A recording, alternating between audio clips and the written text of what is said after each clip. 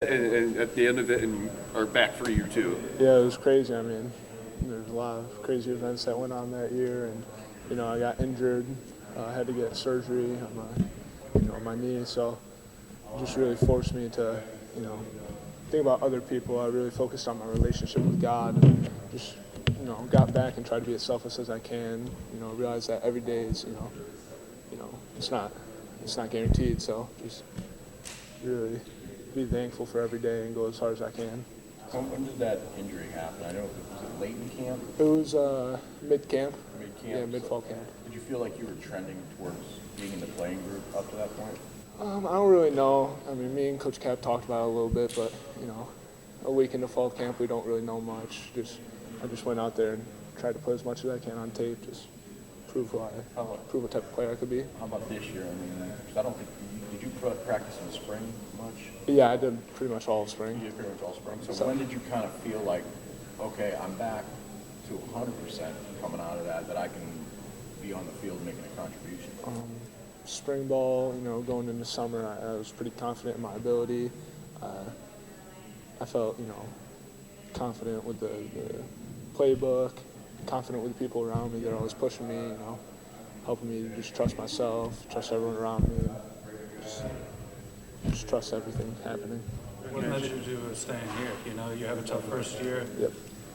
Players like you can come and go all the time now. That's what led you to decide to stay. I just wanted to stay because I really enjoy it here. I want to be part of the team, the program that brings Michigan State football to back to where it was, and I want to be in college with my boys for as much as I can, and just really enjoy that college experience instead of bouncing around. Was there a re-recruiting process with the new staff for you? A little bit. I don't really want that drama. I don't want to do it to the coaches. I don't want it on my end. So I don't really think it's good for a relationship with coaches, just make them really recruit you. Yeah. I mean, there's a certain level of respect that needs to be, provided by both of us, both parties, but So I'm what not was really the into selling it. point from those guys for you to stay? 'Cause, I mean, even if it wasn't a high-pressure thing, it's probably something where you're like, okay, I need to know. Just looking at Oregon State's track record, it was really impressive. The small things that stuck out to me was their how many people they had in the portal each year. It was just one of the lowest among the FBS schools. That just stood out to me. Being around the same group of guys for 4 or 5 years, whatever it might be, that's what I want in college. It seems like faith in football has been a theme with this particular program right now. Can you share for you what's your meaning of faith as it relates to football and why it's important to you? Sure. Like I said, when I got injured, really relied on my faith to get back to, where I was at, get back fully healthy. And, I saw it as an opportunity that when I got back, I could, be a little more vocal with it. So, that's what I'm trying to do.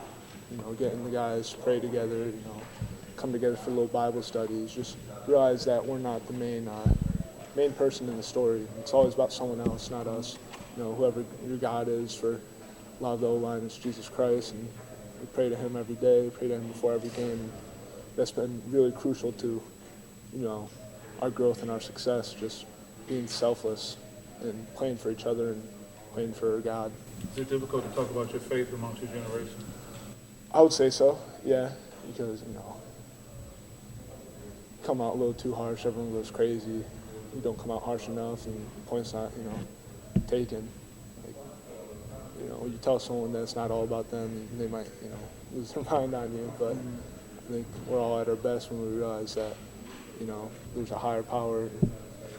When we're not acting selfishly, we're going to be best off. Great. Thank you. What advantage there's a high sense of urgency for you when you came into training camp? I mean, was it kind of where you pretty focused on? No, just day by day, focusing on every day, getting better every day, learning the playbook every day, getting closer with the guys every day. It wasn't really a rush, just going day by day. How competitive was that situation amongst the tackles in camp? And then even if you're not starting, you're still playing regularly. Does that keep you connected and engaged and everything like that? I would say it was competitive in the sense that, each of us were there, even the young guys. So if we didn't bring out our best game, who knows what's going to happen with a, rotation or what. So we just had to be our best selves every day. And whatever the rotation might be, we're fully bought in that whoever's out there is going to be successful, and we're going to have full faith and trust in that guy. You feel like you're growing with these reps you're getting though in game now, and compared to just practice reps and everything? Yeah, I mean, being out there in a game is, you can't really take back your mistakes like you can in practice. So, the mistakes you make in a game hit harder than they do in practice. On This that just note, feel good being back out on the field, right? I mean, Yeah. you lose a year and you come in probably thinking maybe you're going to play. I mean, I'm happy I wasn't as nervous as I was, but at the same time, it was awesome. Just being out there in front of all the amazing fans that we got, and just being out there with my boys, just enjoying it. speaking on you're talking about mistakes you can't take back. 2 games in, you guys are one of the most penalized teams in the country. Week 1 was a lot of defense. Week 2 was a lot of offense. Jonathan was talking, lamenting that yesterday. I guess he was saying he wanted to be peer pressure within the group to, as far as you don't want to commit, a costly error and just to disappoint your teammates. I guess what's the outlook on cleaning up the penalties? We need to. We got to clean up the penalties. I mean, we can't have 5 penalties on the offensive line. That's it's a drive killer. It's a game killer. That's 50 yards on offense. That's half the field. Can't have that. So clean that up every day. What was because you were on you weren't on the line, right? What was the penalty on you? And then what was There was a couple illegal formations. Tackles were too far back. A couple holding calls. False start. So. What's the conversation when you come to the sideline after that? What do they tell? I feel like our coach isn't screaming at us about it, but at the same time we got to fix it. And if you're making the same mistakes continuously, we're gonna have to get another guy in. Coach Stanton talked about the run game needing to produce more after the first 2. I guess what does that look like for you guys in practice this week? And what do you want to get established this week? It's all about movement for us. So, trusting our technique, getting off the ball, running off the ball, attacking the defenders, communicating well, getting the combos to the right guys, and, just doing that all game, as little slip-ups as we can, and really just get the defenders moved and get our feet past the line, make some room. Big hitters that you guys have had in the first 2 games, though, you feel like there is some, I guess, traction and some things to build on with that? Yeah, and I mean, we're not really looking for the 10-plus yard runs. We're just looking for 4 or 5 yard gains. We do that for 2 quarters. I'm not sure how the defense really feels about that by the 3rd. So, Previous coaching staff, sometimes if things went wrong again in the game, they would often blame it on execution. But so far, we've heard from the coaches like they've questioned their own decisions. They've also said that they could have done something more to say get Aiden in a rhythm coming out of game 1. I mean, what's that like when you hear that from as a player, when you hear the coaches that that's some fault themselves and be open to accepting responsibility in that sense? it's a nice thing, I'm sure the coaches are at fault sometimes, the players are at fault sometimes, just everyone being selfless and, calling themselves out. It's been big. When it comes to getting the run game going, Jonathan talks about just the chemistry that the O-line really needs, and just with so much turnover from last season to this one, and so many new faces and stuff. Just how do you continue to build off that chemistry and kind of get that going? And do you think that's been some of the issues as well as technique? It's really just about going loco, going crazy every practice, having the energy. Just wanting to go out there and move people, going 100% every single rep, because not every rep is guaranteed. So that's what it's all about for us. Go out there every single rep of every single practice of every single game and give our full effort. So 2 games that you've put on film now, what's something that you like about what you've put out there, and what do you feel like is the next step for just yourself personally?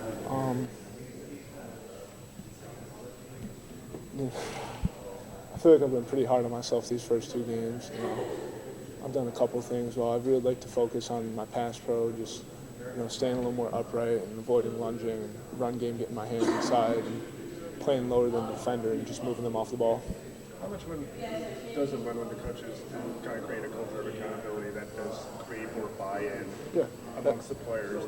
That's massive. I mean, like I said, when everyone's selfless, when the coaches are selfless, the players are selfless, when there's no blaming one another, we're all being holding ourselves accountable for, whatever mistakes, even if you're not making a mistake. If you can, get your head, this much more to the right. Like, if we can be that selfless and that hard on ourselves, that's huge. Instead of just blaming the next guy, just being selfless is massive in the game of football. What stood out to you so far about Coach M? There's a lot. He's just been coaching for so long that, he's really seen it all, and he knows what's most efficient. A lot of the time, it's just trusting your technique and running off the ball. Like when we play slow and scared, we're not going to play as well. That's not the type of offense we are. It's not the type of offense we want to be. We want to get off the ball and move people. How easy did he specifically make it easy for your decision to stay? Again, looking at his track record, he's put a ton of guys in the league. He's been in the league. What they did at Oregon State the last 2 years, getting their guy Tully to the first round. I mean, much more is there to say about that? He's proven himself. I mean, he sold me on the offense, so. Tanner's been big time. He's been in the offense for a while. He knows it through and through. He's been around, good teams and bad teams, so he knows what to look for. And him just being vocal every day has been really helping us, in football and in the locker room, just keeping us together. Voice or something that's kind of being consistent. Is there one or the other with that? No, I think he does a good job doing both. And, he's a man of few words, but when he says something, we know it's important. So, if he's really trying to get his point across, he will, and it'll hit for us. When you said it's massive, I mean, do you feel like that was part of the reason why you guys took such a great leap forward from game 1 to game 2? The idea that you guys were able to kind of examine what went wrong and accept it, and then apply the lessons. It was big on the communication side. Just like I say again, the combos to the right people. We still got a lot to improve on, and with Tanner there, with Luke, with everyone, Lepo, Finch, Gav, Brandon, myself, with the young guys. We're all pushing each other to do the right thing out of practice, and we got the rookies behind us, just like coaching us up every play. And that's been big. Taking football out of it, Stan, like we were talking about why you stayed, you said you liked the place. Taking football out of it, what did you enjoy about your first year here? Because I think on the outside, people could say, man, like you're hurt, team's losing, like he's probably having a bad time, right? Yeah. It sounds like you didn't. What'd you like about this place, taking football away from it, that made you want to stick around? I felt that the culture of the football team, where it was at the time, I knew it could just be so much better. And I didn't want to be the person that would just leave because it's not. And I didn't see a reason to. I wanted to prove myself here. I wanted to, be a big impact on the team. I wanted to improve the culture. I wanted to bring God to a lot of the people here. Not really bring God, but, just provide them with the story. But I just wanted to be here for that. In what ways is the culture different now, would you say? Small things, like everyone knows everyone's name. Things like that. We can sit down with the DBs and have a conversation with them. We can go out on the field and, yap at each other and just have a good time out there, offense and defense. And, I'm not saying it's much different from last year's, but regardless, being able to do those small things, it's big. It's big being able to talk to whoever you want on the team and just know that person. Does it help a team come back from a touchdown down on the road and 100%. play a 2-minute drill to go win the game? Does that stuff translate, to those situations? 100%. Defense could have easily blamed us for going 3 and out after an interception, but they did it. They had full faith in us, full trust in us, and we were able to get it done, move the ball down the field, and Jonathan was able to hit a big field goal. Do you think there's more of a connection between the coaches and the players? I mean, they're just kind of a more we're in this together kind of thing? Yeah, I would say so. Can't really speak on much last year just because I was injured. Wasn't really, I was around, but not like a person who was playing. But, yeah, just going up upstairs to the coach's office, popping in with Coach Smith, Coach M, whoever it is. So, yeah. How gratifying is it to get on the field and see and prove yourself? You always knew you could play at this level, I imagine, but in the last 2 weeks, from past program blocking, everything's come together. What's that feel like? You know, I feel like I still got a lot to prove. I still got a lot to improve on. You know, it's a confidence booster being out there every game and, you know, just getting more and more comfortable with it. Getting comfortable with the guys, talking to the guys on the field, you know, talking when the crowd's roaring every play. It gets me more comfortable and, you know, just having more courage when I'm out there. So it's been big.